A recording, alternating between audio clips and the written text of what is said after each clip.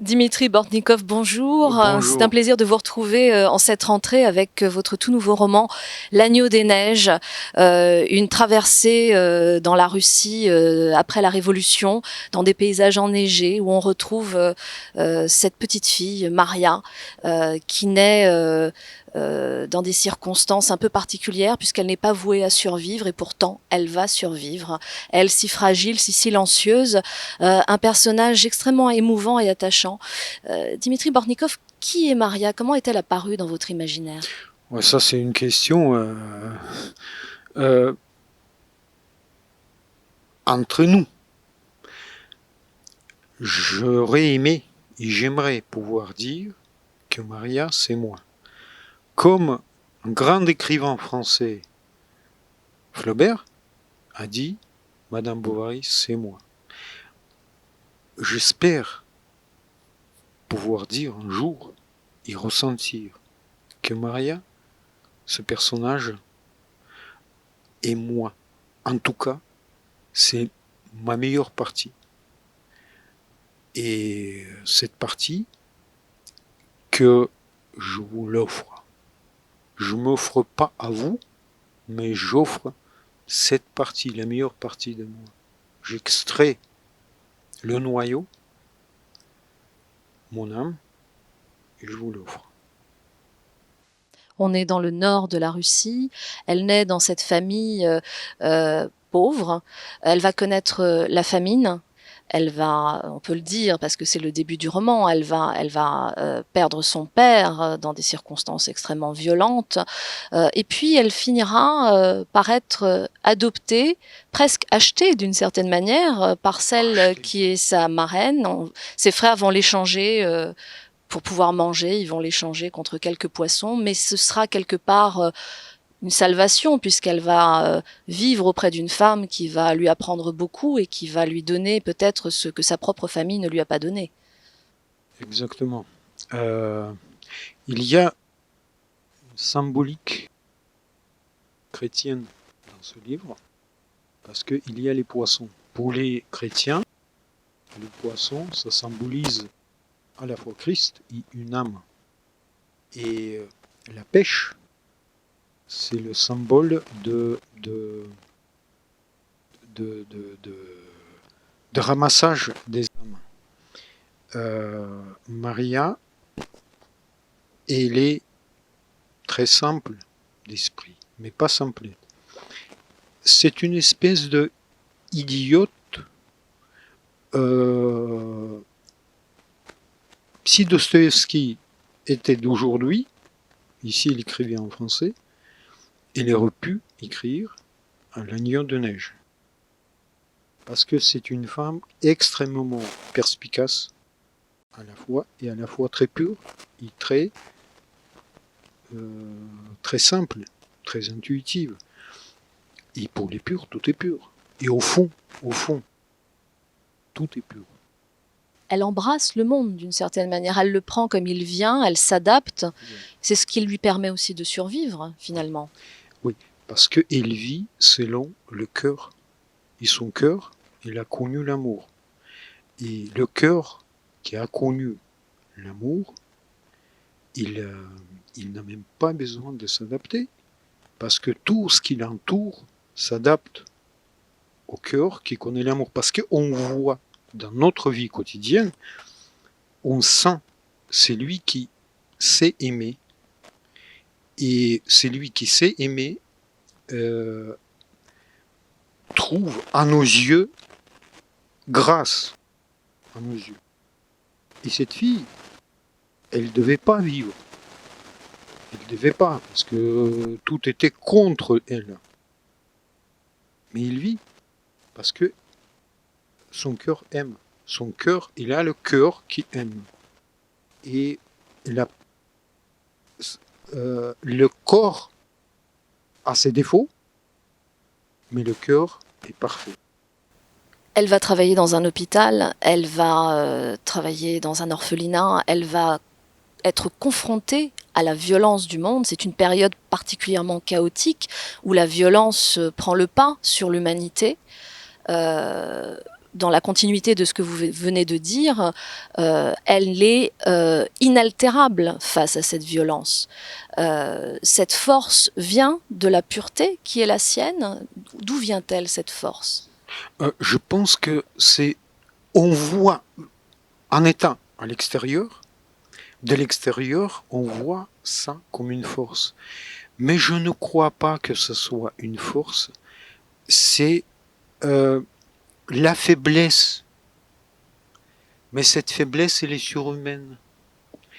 C'est pas une faiblesse d'effort. C'est la force des faibles. Et simplement, elle a le cœur. Et le cœur, il survit. Mais quand une femme accouche un enfant, elle a une force incroyable.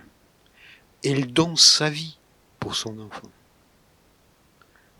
Pour un homme, donner sa vie pour son enfant, c'est un autre chapitre.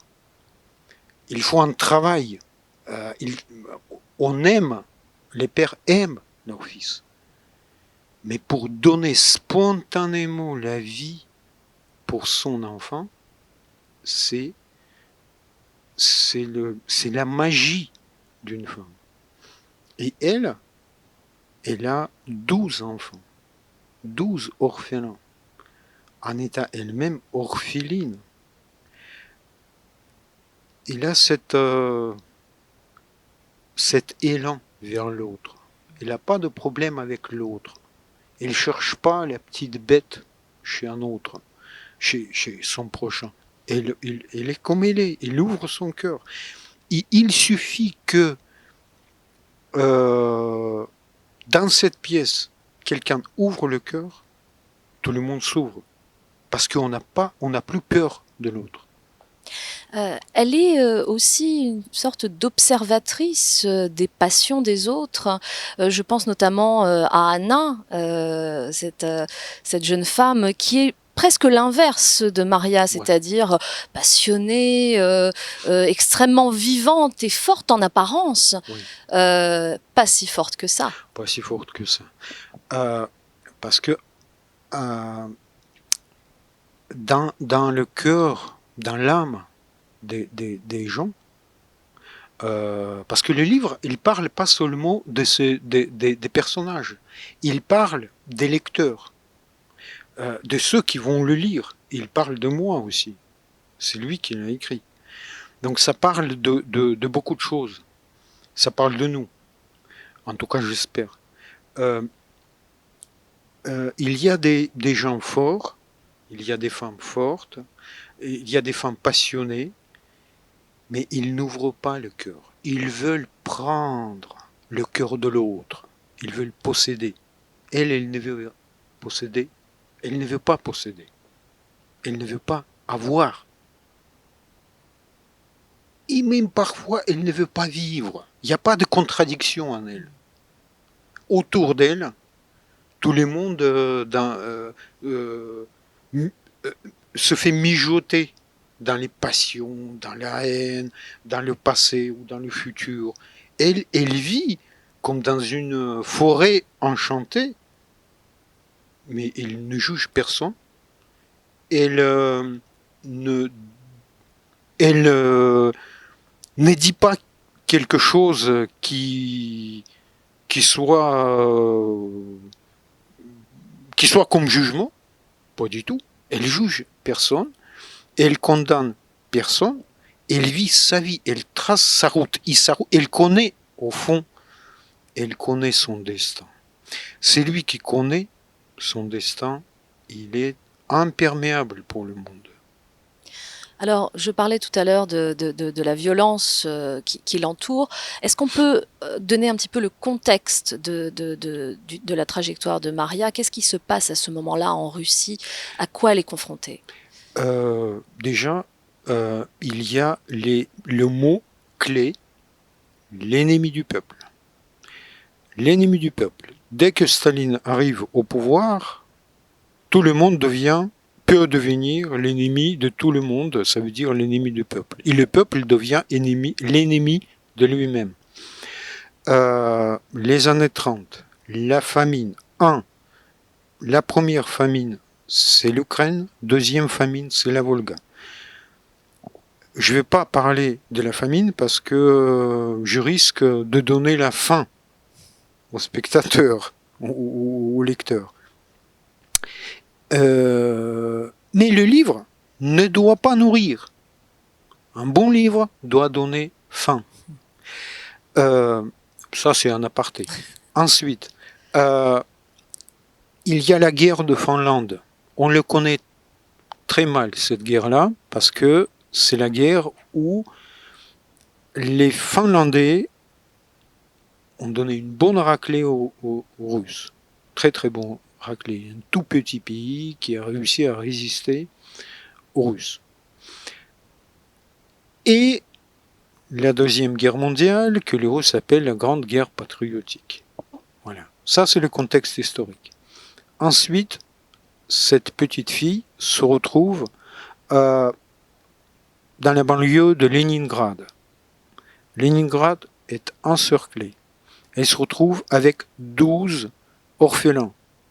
C'est pas par hasard, c'est 12. Bon, 12 apôtres, 12, c'est 12. Ils se retrouvent coincés dans une espèce de cave, pas loin de Leningrad. Donc elle peut entendre les bombardements, la fureur de la guerre, la fureur des Allemands. Et à la fois, elle est très calme. Au cœur de la tempête, elle reste calme avec ses 12 orphelins et elle essaie de survivre avec eux en les nourrissant comme elle peut, en les gardant au chaud et surtout, elle sait que c'est peut-être la fin, mais la fin, c'est peut-être le début d'autre chose. Le titre L'agneau des neiges, c'est toujours dans la continuité de cette parabole christique. Oui, c'est l'agneau mystique. C'est l'agneau qui se donne en pâture pour ceux qui ont faim, mais pas seulement faim physique, c'est la faim aussi spirituelle. C'est encore, j'espère qu'avec ce livre, j'ai fait un pas vers l'autre. Et je suis, avec ce livre, peut-être, j'ai essayé de sortir de moi-même. Merci beaucoup Dimitri Merci à Bortnikov. vous. L'agneau des neiges, c'est en cette rentrée un très très beau roman. Merci. Merci à vous.